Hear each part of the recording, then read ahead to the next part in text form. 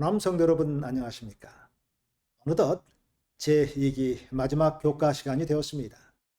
저는 이번 2기 교과를 성도님들께서 핸드폰을 통해 가벼운 마음으로 들을 수 있도록 각 소지마다 키워드를 정하고 설교식으로 준비했었는데 도움이 되셨는지 모르겠습니다.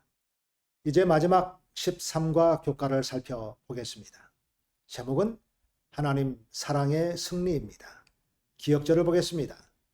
계시록 21장 3절 4절입니다.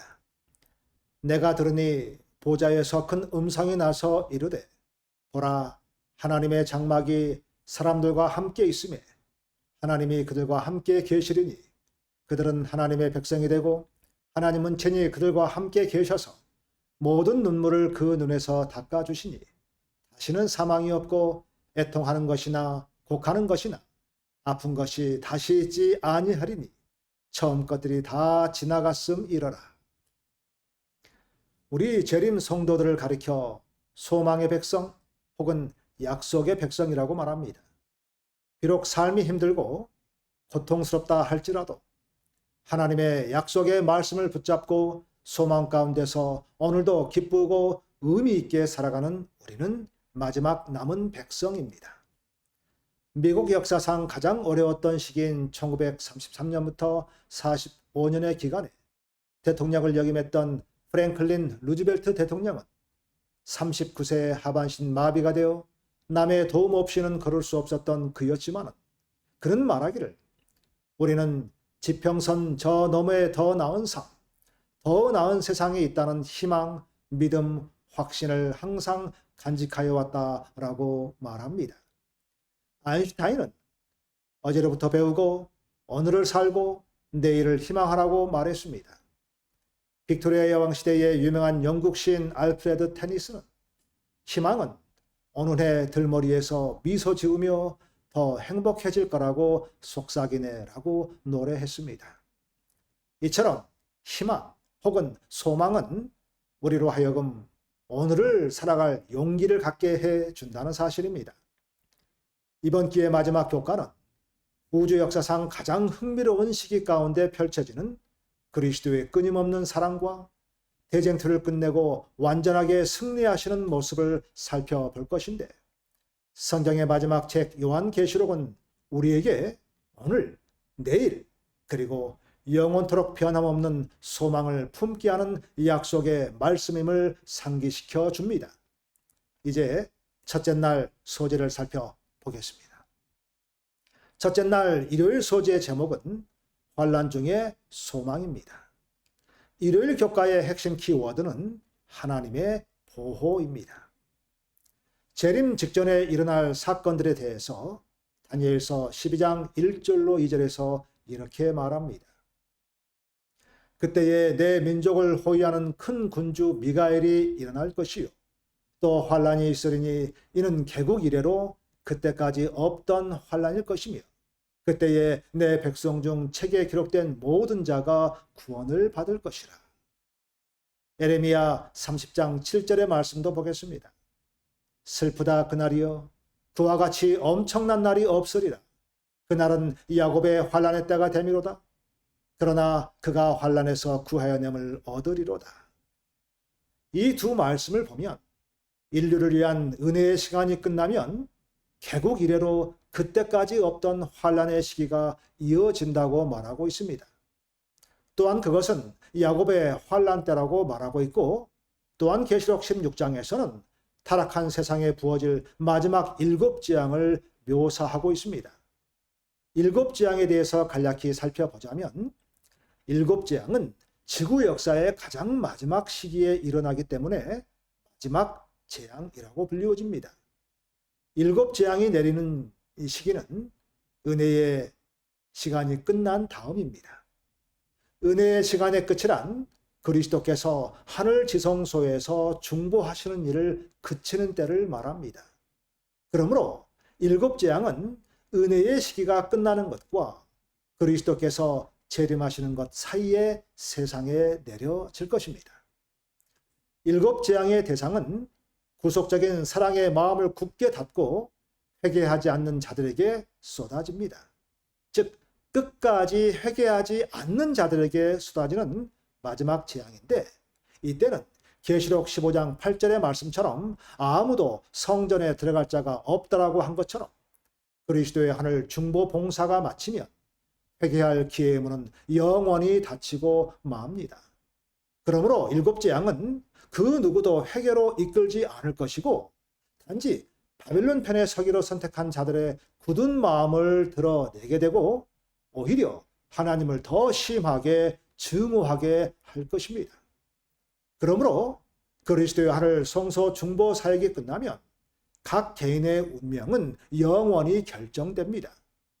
복음을 거절했던 자들에게 하나님의 진노가 남김없이 쏟아질 것인데, 그것이 일곱 재앙입니다. 일곱 재앙은 애굽에 임했던 열 재앙을 반영합니다. 중요한 것은 열 재앙은 애굽인들에게만 영향을 미쳤을 뿐 이스라엘 백성들은 하나님의 보호를 받아 비껴갔습니다. 따라서 하나님의 백성들은 시련 때에 보호를 받게 됩니다.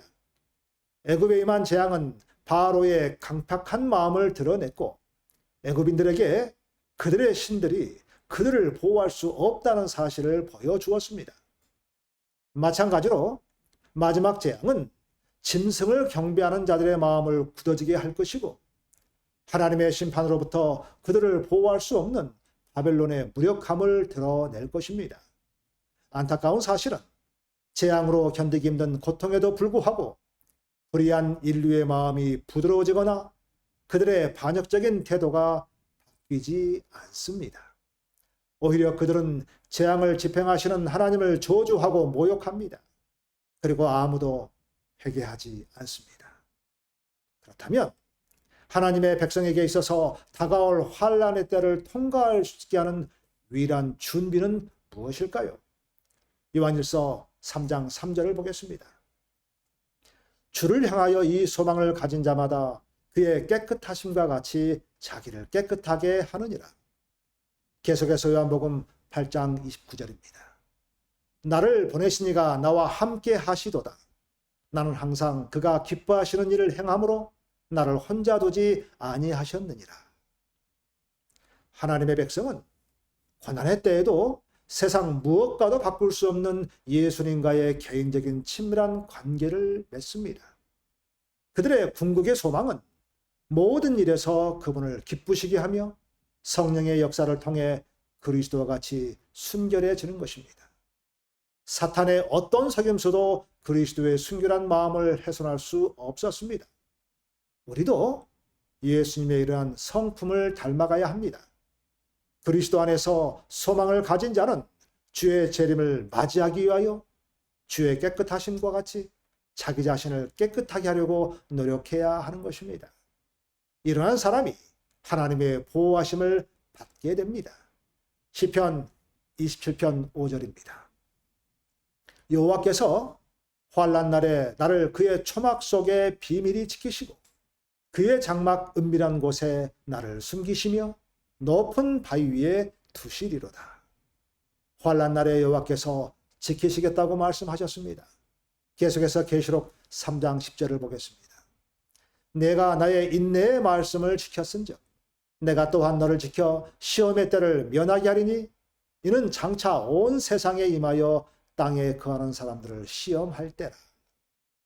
이 말씀 가운데 시험의 때를 면한다 하는 이 말씀은 시험에서 면제시켜 주겠다는 뜻이 아니라 시험에서 지켜주겠다는 뜻입니다. 하나님께서는 시험을 받지 않게 해 주시는 것이 아니라 시험을 이길 힘을 주신다는 사실입니다. 이렇게 악의 세력이 굴복당하기 직전 하나님의 백성들에게는 견디기 쉽지 않은 시련과 시험이 있을 것입니다. 그러나 하나님께서 그 백성들을 보호하신다는 사실입니다. 어떤 백성들을 보호하십니까? 내가 나의 말씀을 지켰은즉 내가 또한 너를 지켜줄 것이라고 말씀하였습니다. 우리는 하나님의 말씀을 지키고 하나님은 우리를 지키십니다. 교과 저자가 강조한 것처럼 고난의 때를 중보자 없이 통과한다는 개념을 오해하는 사람들이 있습니다. 야곱의 환란이 그것인데, 야곱의 환란이란 야곱이 야복강에서 겪었던 경험을 말하는데, 에서가 군사 400인을 거느리고 야곱을 죽이고자 온다는 소식을 들었을 때 야곱은 그날 밤 에서의 손에서 구원을 받고자 기도로 씨름하게 되는데, 바로 그때의 영적 고뇌의 시기를 말합니다. 그러므로 야곱의 환란은 주님의 재림 직전에 의인을 죽이라는 법령이 내릴 때에 그 환란을 예표하는 것으로, 환란의 때에 하나님의 백성들이 겪을 영적 고뇌의 경험을 말합니다. 재앙들 때문에 악한 자들이 의로운 자들에 대하여 분노하게 되고, 그들은 의로운 자들로 인해 하나님의 진노가 이 땅에 이르렀으므로 이 의로운 무리만 지상에서 멸하여 버린다면 그때는 재앙이 멈출 것이라고 착각합니다. 그래서 성도들을 학살하라는 법령이 공포되고, 이로 인해 성도들은 자기들의 구원을 밤낮으로 부르짖을 것인데, 마치 야곱이 천사와 씨름했던 것처럼 성도들도 기도로서 하나님과 더불어 씨름할 것인데, 이때 모든 성도들은 심한 정신적, 영적 번뇌로 부르짖게 되는데, 이때를 가리켜서 야곱의 환란이라고 말합니다. 흔히 말하기를 이때는 중보자가 없는 때라고 말합니다. 중보자가 없는 것은 맞습니다. 왜냐하면 이때 이미 예수님은 중보 사역을 끝내셨기 때문입니다. 그러나 이때는 의인과 악인이 결정된 후입니다. 그러므로 이것은 우리가 우리 자신의 힘만 믿고 홀로 이때를 이겨내야 한다는 뜻이 결코 아닙니다. 예수님은 언제나 우리와 함께 하실 것이라고 약속하셨습니다. 믿음은 볼 수 없을 때에도 신뢰하고, 주변 세상이 무너질 때에도 흔들리지 않고 신뢰하는 것입니다. 환난의 때에 우리의 믿음은 더욱 강해지고, 영혼에 대한 갈망은 깊어져서 우리의 유일한 소망은 예수님과 함께 영원히 함께하는 것이 될 것입니다. 교과 197쪽 영감의 교훈을 보겠습니다. 성도들을 핍박하는 명령이 내릴 야곱의 환난 때, 성도들을 핍박하고 학살하라는 법령이 공포될 것이며, 그로 인해 성도들은 밤낮으로 자신의 구원을 위하여 주님 앞에 부르짖게 될 것인데, 이것이 바로 야곱의 환난이다. 그때 모든 성도는 심한 영적 번민으로 부르짖게 될 것이며, 그들은 하나님의 음성으로 구원함을 얻게 된다. 조기문집 37쪽의 말씀이었습니다. 극심한 환난 중에서도 하나님은 항상 우리와 함께 하시고 보호하십니다. 그러므로 결코 낙심하지 말고 이 대열에서 벗어나지 않도록 더욱 말씀을 지키며 살아가시는 우리 성도님들 되시 간절히 소망합니다. 둘째 날 소지입니다. 둘째 날 월요일 소지의 제목은 예수님의 임박한 재림에 대한 소망입니다. 월요일 교과의 핵심 키워드는 재림의 약속입니다. 우리가 익히 잘 아는 약속의 말씀인 요한복음 14장 1절로 3절의 말씀을 보겠습니다. 너희는 마음에 근심하지 말라. 하나님을 믿으니 또 나를 믿으라. 내 아버지 집에 거할 곳이 많도다. 그렇지 않으면 너희에게 일렀으리라. 내가 너희를 위하여 거처를 예비하러 가노니 가서 너희를 위하여 거처를 예비하면 내가 다시 와서 너희를 내게로 영접하여 나 있는 곳에 너희도 있게 하리라. 너희는 마음에 근심하지 말라는 예수님의 말씀은 그분이 결코 우리를 떠나지 않으시고 우리를 본향으로 데려가기 위해 다시 오실 것이라는 확신을 주는 말씀입니다. 이 세상은 우리의 집이 아닙니다. 오히려 더 좋은 날이 다가오고 있습니다. 그래서 예수님의 재림은 어떤 슬픔도 빼앗아갈 수 없고 어떤 시련도 흐리게 할 수 없는 기쁨과 희망 그 자체입니다. 성경이란 이 말은 약속이란 말입니다. 구약과 신약은 약속의 책입니다. 약속의 핵심은 예수 그리스도이십니다. 구약은 오실 예수님의 약속이요. 신약은 다시 오실 예수님의 약속의 책입니다. 그래서 재림 성도들을 가리켜서 약속 믿고 사는 백성들이라고 말합니다. 특히 신약 성경은 반복해서 우리 주님의 재림에 대해 말합니다. 배교한 교회와 국가 권력의 가혹한 법령이 우리의 생명을 위협하는 어두운 날에 우리의 마음을 소망으로 채우는 것은 그리스도의 재림의 약속입니다. 그것은 모든 세대의 신실한 하나님의 백성에게 영감을 준 복된 소망입니다. 그러므로 누군가 여러분에게 예수님의 재림에 대해 묻는다면 여러분의 대답은 분명해야 합니다. 재림의 약속은 반드시 이루어집니다. 예수님은 반드시 다시 오십니다. 라고 말입니다. 이처럼 재림 성도는 재림에 대해 확신에 찬 답을 가진 사람들입니다. 마지막 그날에 이 땅에는 두 부류의 사람들만 남게 되는데 그 두 부류의 반응을 살펴보면 이렇습니다. 먼저 계시록 16장 15절로 17절입니다.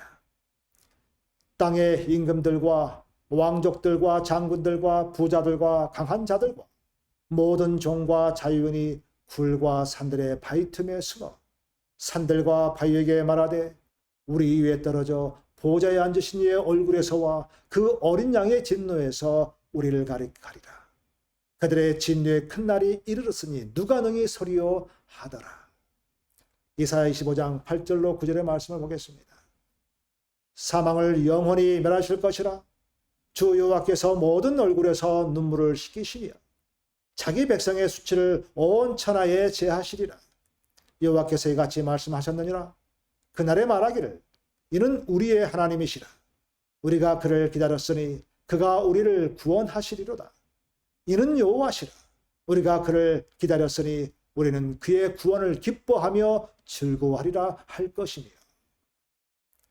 여러분이시여, 한 부류의 사람들은 바위 틈에 숨어서 산들과 바위에게 말하되 우리 위에 떨어져 보좌에 앉으신 이의 얼굴에서와 그 어린 양의 진노에서 우리를 가리라고 절규합니다.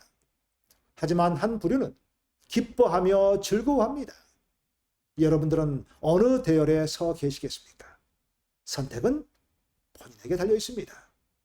교과에 나온 각시대 대쟁투 651쪽의 말씀을 보겠습니다. 그리스도의 십자가는 영원토록 구속받은 자들의 연구와 찬양의 대상이 될 것이다.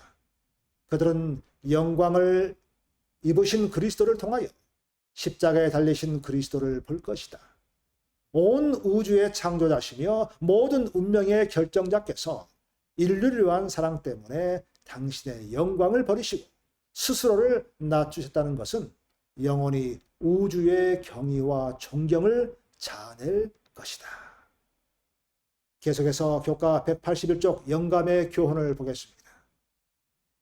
재림 때까지 존재할 두 부류, 그리스도께서 재림하실 때까지 존재할 두 부류의 사람들이 여기에 다시 드러나고 있다. 즉 의인과 악인, 반역하는 무리와 충성된 무리이다. 하나님께서는 당신을 경외하는 의인들을 기억하실 것이다. 그의 사랑하시는 이 아들의 연고로 그들을 귀히 여기시고 영화롭게 하시며 또한 영생을 주실 것이다. 그러나 그분의 권위를 짓밟는 악인들은 세상에서 끊어 없애시고 멸망시키실 것이며 그들은 세상에 존재하지 않았던 것처럼 될 것이다. 살아남은 이들 60쪽의 말씀이었습니다. 앞서 언급한 대로 두 부류의 사람들은 자신들의 선택에 의해 어느 부류에 속할 것인지 결정되어진다고 했습니다. 또한 우리는 재림 성도입니다. 약속 믿고 사는 백성들입니다. 가혹한 법령이 생명을 위협하는 그 어두운 날에도 그리스도의 재림의 약속은 우리의 마음을 소망으로 가득 채울 것입니다. 성경은 더 좋은 날이 오고 있음을 알려줌을 기억하시고 여러분의 자리를 분명히 지키시는 호남 성도들이 간절히 소망합니다. 이제 셋째 날 교과입니다. 셋째 날 화요일 소지의 제목은 천년기 동안의 지구입니다. 화요일 교과의 핵심 키워드는 황폐한 지구입니다. 천년기는 그리스도의 재림과 함께 시작됩니다. 그때 사탄과 그의 천사들은 결박됩니다. 여기서 사탄의 결박은 상징적입니다. 예수님이 재림하실 때 사탄은 어떤 결말을 맺는지 계시록 20장 1절로 3절의 말씀에서 언급하고 있습니다. 또 내가 보매 천사가 무저갱의 열쇠와 큰 쇠사슬을 그의 손에 가지고 하늘로부터 내려와서 용을 잡으니 곧 옛뱀이요 마귀요 사탄이라. 잡아서 1000년 동안 결박하여 무저갱에 던져 넣어 잠그고 그 위에 임봉하여 1000년이 차도록 다시는 만국을 미혹하지 못하게 하였는데 그 후에는 반드시 잠깐 너희리라. 재앙들이 지구를 황폐화시키고 모든 악한 거주민들을 제거했기 때문에 지구는 창조 이전처럼 혼돈의 상태로 돌아갔습니다. 사탄은 문자 그대로 쇠사슬에 결박되어 무저갱에 갇히는 것이 아닙니다. 1000년 동안 그는 자신이 만들어낸 환경에 묶여서 황폐하고 아무도 없는 그 땅에 갇혀 지내게 된다는 말입니다. 그 상태에서 지구는 1000년 동안 사탄의 감옥 역할을 하게 됩니다. 미혹하거나 해롭게 할 인류가 전혀 없기 때문에 그곳에서 사탄과 그의 세력이 할 일이라곤 자신의 반역에 초래한 황폐와 파괴와 재앙들, 즉 하나님을 반역한 결과들을 예상하는 것뿐입니다. 베드로서 2장 4절의 말씀처럼 우리는 사탄과 그의 천사들이 어두운 구덩이에 묶여 심판 때까지 갇혀 있을 것을 봅니다. 여기서 무저갱으로 번역된 단어는 영어 단어 아비스가 언어인데 무저갱이란 밑바닥이 없는 깊은 구덩이를 말합니다. 이는 구약 성경의 헬라어 역본인 70인역에서 창조 당시의 지구를 묘사하는 데 사용된 언어와 같습니다. 땅이 혼돈하고 공허하며 흑암의 깊음 위에 있고 70인역에서 깊음이라는 단어는 헬라어 아비소스, 즉 심연입니다. 이 무저갱은 지하 동굴이나 우주 어딘가에 있는 커다란 틈새가 아닙니다. 그것은 황폐한 땅, 황폐한 지구를 말합니다. 사탄의 죄와 파괴의 역사는 재림 이전의 엄청난 혼란과 함께 지구를 창조 초기의 상태와 같은 어둡고 무질서한 덩어리로 되돌려 놓습니다. 이때 장면은 에레미야 선지자는 에레미야 4장 23절로 26절에서 이렇게 말합니다. 보라, 내가 땅을 본즉 혼돈하고 공허하며 하늘에는 빛이 없으며 내가 산들을 본즉 다 진동하며 작은 산들도 요동하며 내가 본즉 사람이 없으며 공중의 새가 다 날아갔으며 보라, 내가 본즉 좋은 땅이 황무지가 되었으며 그 모든 성읍이 여호와 그의 맹렬한 진노 앞에 무너졌으니. 선지자는 그리스도의 재림 때 있을 끔찍한 멸망과 천년기 동안의 지구상에서 산 사람이 아무도 남아있지 않다는 것을 강조합니다. 사탄과 그의 악한 천사들은 그의 반역이 만든 황폐한 현실에 대해 깊이 생각하게 되고 온 우주가 죄의 싹슨 사망이라는 사실을 새롭게 인식하게 됩니다. 하나님께서는 죄의 문제를 해결하실 때 이 일이 다시는 발생하지 않도록 하나님께서는 세 가지 중요한 방법으로 처리하신다고 교과 저자는 말하는데, 그 첫째는 모든 인류를 구원하시는 하나님의 무한한 사랑과 열망, 끊임없는 노력을 보여주시는 것이고, 둘째는 당신의 공의와 공정, 의로우심을 나타내시고, 셋째는 온 우주가 죄의 반역의 궁극적인 결과를 볼 수 있도록 하신다는 겁니다. 교과 183쪽의 영감의 교훈을 보겠습니다. 너무 늦게 찾아온 후회. 그가 자기의 상실한 인격을 되찾기 위하여 재물과 향락을 희생시키려고 하였을 때에 그는 이미 악한 자의 손아귀에서 무력하게 되어 있었다. 일단 그 불행한 사람이 자기의 세력 아래 들어왔을 때에 마귀는 그를 참혹하리만큼 잔인하게 취급했고 성난 가운데 끔찍스러운 죄액을 안겨주었다. 악에 굴복하는 자는 모두 이와 같이 될 것이다. 그들의 초기의 생애에 맛본 매혹적인 향락은 절망적인 흑암이나 영혼을 망치는 광증으로 끝을 맺게 된다. 시대소망 256쪽의 말씀이었습니다. 사탄은 자신이 만든 어둡고 황폐한 환경에 갇혀서 천년을 지내게 됩니다. 우리는 끝을 아는 백성들로서 그 끝날에 후회함이 없도록 깨어 기도하는 남은 자손의 삶이 계속 되어져야 할 것입니다. 이제 넷째 날 소재를 살펴보겠습니다. 넷째 날 수요일 소재 제목은 천년기 동안의 심판입니다. 수요일 교과의 핵심 키워드는 하나님의 공의입니다. 의인들은 천년 동안 무엇을 하게 됩니까? 계시록 20장 4절로 6절의 말씀을 보겠습니다. 또 내가 보좌들을 보니 거기에 앉은 자들이 있어 심판하는 권세를 받았더라. 또 내가 보니 예수를 증언함과 하나님의 말씀 때문에 목배임을 당한 자들의 영혼들과 또 짐승과 그의 우상에게 경배하지 아니하고 그들의 이마와 손에 그의 표를 받지 아니한 자들이 살아서 그리스도와 더불어 천년 동안 왕 노릇하니 그 나머지 죽은 자들은 그 천년이 차기까지 살지 못하더라. 이는 첫째 부활이라. 이 첫째 부활에 참여하는 자들은 복이 있고 거룩하도다. 둘째 사망이 그들을 다스리는 권세가 없고 도리어 그들이 하나님과 그리스도의 제사장이 되어 천년 동안 그리스도와 더불어 왕노릇하리라. 하나님의 백성들은 그리스도께서 그들을 위해 예배하신 하늘 처소에서 천년기를 보냅니다. 요한은 그들이 왕과 제사장으로 보좌에 앉아 세상을 심판하는 모습을 보게 되는데 이 심판은 하나님의 행위가 공정한지를 판단하게 됩니다.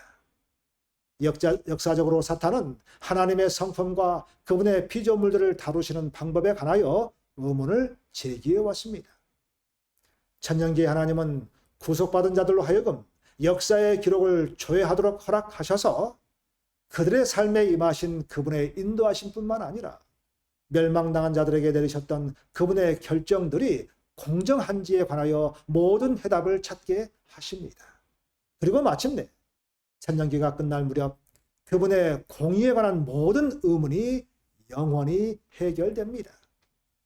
천년 동안 의인들은 하나님이 죄의 문제를 처리하시는 중에 보여주시는 그분의 공의와 사랑을 직접 볼 수 있는 기회를 갖게 됩니다. 하나님께 여쭤보고 싶은 것이 없는 사람이 어디 있겠습니까? 구속받은 사람들은 천년기 동안에 그 질문을 할 수 있을 것인데 예컨대 이 땅에서 살 때 저 사람은 반드시 하늘에 갈 사람이야 라고 생각했는데 하늘에 없을 때, 그리고 저 사람은 절대 하늘에 가지 못할 거야 라고 생각했던 사람이 하늘에 와 있을 때 하나님께 질문하지 않을 수 없을 것입니다. 이러한 의문들이 구속받은 자들은 이제부터 살았던 모든 인류를 구원하고자 했던 하나님의 끊임없는 노력과 수고를 어느 때보다도 더 분명하고 새롭게 이해하게 될 것인데 그들은 잃어버린 바 된 모든 사람이 개인적으로 그리스도를 거부했기 때문에 천국을 상실했다는 것을 다시 깨닫게 될 것입니다. 그때에야 하나님의 백성들은 의심의 구름을 거두고 사탄의 비난이 아무 근거 없었다는 사실을 볼 수 있게 됩니다. 그들은 이제 멸망당할 자들에 대한 최종적인 심판에서 하나님의 공의로운 집행을 목격하게 됩니다. 계속해서 천년기는 어떻게 마무리되는지 계시록 20장 7절로 9절의 말씀을 보겠습니다. 천년이 참에 사탄이 그 옥에서 놓여 나와서 땅의 사방 백성 곧 곡과 마곡을 미혹하고 모아 싸움을 붙이니 그 수가 바다의 모래 같으리라. 그들이 지면에 널리 퍼져 성도들의 진과 사랑하시는 성을 두르매 하늘에서 불이 내려와 그들을 태워버리고. 여러분이시여, 천년기가 끝날 때 죽었던 악한 자들은 심판과 최종 형벌을 받기 위해 부활하게 됩니다. 사탄은 부활한 수많은 악의 추종자의 무리와 다시 만납니다. 그리고 그들을 다시 속이면서 천년기 끝에 내려온 새 예루살렘 성을 탈취하고자 전쟁을 부추기지만 결국 하나님의 심판의 불이 내려와 형벌을 받게 됩니다. 교과 185쪽의 영감의 교훈을 보겠습니다. 천년기 후에 있을 일들, 이 땅의 나머지 부분은 천년기가 끝나고 악한 자들이 부활하여 그 도성을 치기 위해 둘러쌀 때까지는 정결하게 되지 않을 것이다. 악한 자들의 발은 결코 새롭게 된 땅을 더럽히지 못할 것이다. 불이 하늘에 계신 하나님으로부터 내려와 뿌리와 가지를 완전히 살라버릴 것이다. 뿌리는 사탄이며 가지는 그에게 속한 자들이다. 악인들을 삼킨 그 불이 또한 땅을 정결케 할 것이다. 초기문즉 52쪽의 말씀이었습니다. 악인은 천년기의 끝에 마지막 심판을 위해 부활하지만 결국 최후의 심판을 받게 됩니다. 마침내 천년기 동안 의혹은 모두 사라지고 하나님의 품성과 그분의 하신 일의 의로우심과 하나님의 공의로우심을 이해하게 됩니다. 천년기 사건에 대해서 다시 한번 정리해 보겠습니다. 천년기 전에 있을 사건으로는 그리스도의 재림, 첫째 부활, 의인들의 승천, 악인들의 죽음, 땅이 황폐됨, 사단의 결박이 있게 됩니다. 그리고 천년기 동안에 있을 사건으로는 그리스도께서 구속받은 자들과 함께 계시는 것이고 성도들은 그리스도와 함께 다스립니다. 그리고 악인들에 대한 심판이 있게 됩니다.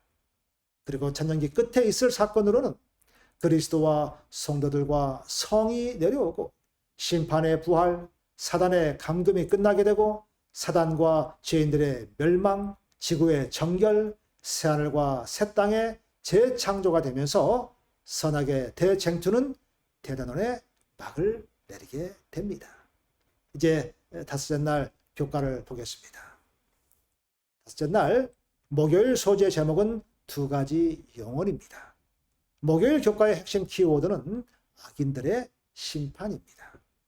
앞서 언급한 대로 천년기 후에 악인들은 부활합니다. 그 이유가 무엇입니까? 로마서 14장 10절 11절을 보겠습니다. 내가 어찌하여 내 형제를 비판하느냐? 어찌하여 내 형제를 업신여기느냐? 우리가 다 하나님의 심판대 앞에 서리라. 기록되었으되 주께서 이르시되 내가 살았노니 모든 무릎이 내게 꿇을 것이요 모든 혀가 하나님께 자백하리라 하였느니라. 죄의 문제를 해결하고 다시는 악이 일어나지 않게 하려면 하나님이 그 모든 면에서 공정하고 의로우시다는 것을 모두가 인정해야만 합니다. 궁극적으로 대쟁투에서 모든 무릎이 그분 앞에 굴복하고 사탄과 그의 악한 천사들까지도 하나님이 공의로우시며 그들에게 하나님을 반역할 어떤 정당성도 없다는 것을 인정해야 합니다. 엘렌 화이트는 이 장면을 각시대 대쟁투 666쪽, 668쪽에서 이렇게 펼쳐 보입니다. 기록책들이 펼쳐지자마자 예수님의 눈은 악인들을 주목하신다. 그때 그들은 그들이 지금껏 범한 모든 죄를 깨닫는다. 그들은 그들의 발이 어디에서부터 순결과 성결의 길에서 벗어났는지, 그들의 교만과 반역이 그들을 얼마나 심하게 하나님의 율법을 범하게 하였는지 깨닫게 된다. 그들을 죄에 빠지게 한 유혹을 받은 것, 축복을 무시한 것, 하나님의 사자들을 모욕한 것, 경고를 거절한 것, 안고하고 회개하지 않은 마음으로 자비의 물결을 물리쳐 버린 것, 그 모든 것들이 마치 불로 기록된 문자같이 나타난다. 모든 악인들은 하늘 정부에 대한 대역죄라는 제목으로 하나님의 법정에서 심판을 받는다. 그들은 그들의 소송에 대하여 탄원할 것이 전혀 없고 핑계할 것도 없다. 그들에게는 영원한 사망의 선고가 내려진다. 마침내 사탄과 그의 악한 천사들이 불못에서 멸망할 것입니다. 죄인들과 죄는 영원히 소멸될 것입니다. 영원히 소멸된다는 말은 멸망시키는 일이 영원한 것이 아니라 멸망의 결과가 영원하다는 것입니다. 하나님은 우리를 영원히 고문하시는 분이 아니기 때문인 것입니다. 교과 187쪽의 영감의 교훈을 보겠습니다. 영생과 영멸을 결정함. 현재 셀 수 없는 수많은 사람이 영생이나 영멸의 결정을 내리고 있다. 회계 사무실에서 돈 세는 일에 푹 빠져 있는 사람, 도박장에서 쾌락을 찾는 사람, 부패한 식욕을 즐기는 사람, 오락을 즐기는 사람, 극장과 댄스홀에 자주 가는 사람들은 영혼을 그들의 생각 속에서 몰아내고 있다. 그들은 대배두자에 의해 인도되고 있으며 그와 함께 망하게 될 것이다. 교회정원 6권 406, 407쪽의 말씀이었습니다. 여러분이시여, 거듭 강조하지만 영생이냐 영멸이냐는 나의 선택에 달려있음을 잊지 마시기 바랍니다. 더불어 결코 잊지 말아야 할 것은 길고 긴 대쟁투의 끝날 시기가 가까이 와 있다는 사실입니다. 그러므로 지금 이 남은 무리의 이 길에서 결코 좌로나 우로나 치우치지 말고 끝까지 이 길을 가야 하고 이 길 위에서 있어야 한다는 사실입니다. 여섯째 날 교과에 나온 각시대 대쟁투 678쪽의 말씀을 보겠습니다. 대쟁투는 끝났다. 죄와 죄인들은 없어졌다. 온 우주는 깨끗해졌다. 오직 조화와 기쁨의 맥박만이 만물을 통하여 고동친다. 생명과 빛과 환희가 만물을 창조하신 분에게서 끝없는 넓은 우주로 퍼져나간다. 가장 작은 원자로부터 가장 큰 세계까지 만물은 생물계와 무생물계를 막론하고 조금도 흡이 없는 아름다움과 완전한 기쁨으로 하나님은 사랑이시라고 선포한다. 참으로 상상만 해도 가슴이 벅차 오릅니다. 사랑하는 성도 여러분이시여, 훗날 저 하늘에서 다시 만나 뵙게 되길 소망합니다. 다시 만날 그날까지 하나님의 말씀을 지키고 안식일을 지키며 살아갈 때 하나님 역시 우리를 지키십니다. 그날까지 남은 무리의 대열에서 결코 벗어나지 말고 여러분의 자리를 굳게 지키시다가 하늘에서 모두 얼싸 안으며 기쁨과 행복을 나누게 되기를 소망하면서 교과의 말씀 마치겠습니다. 감사합니다.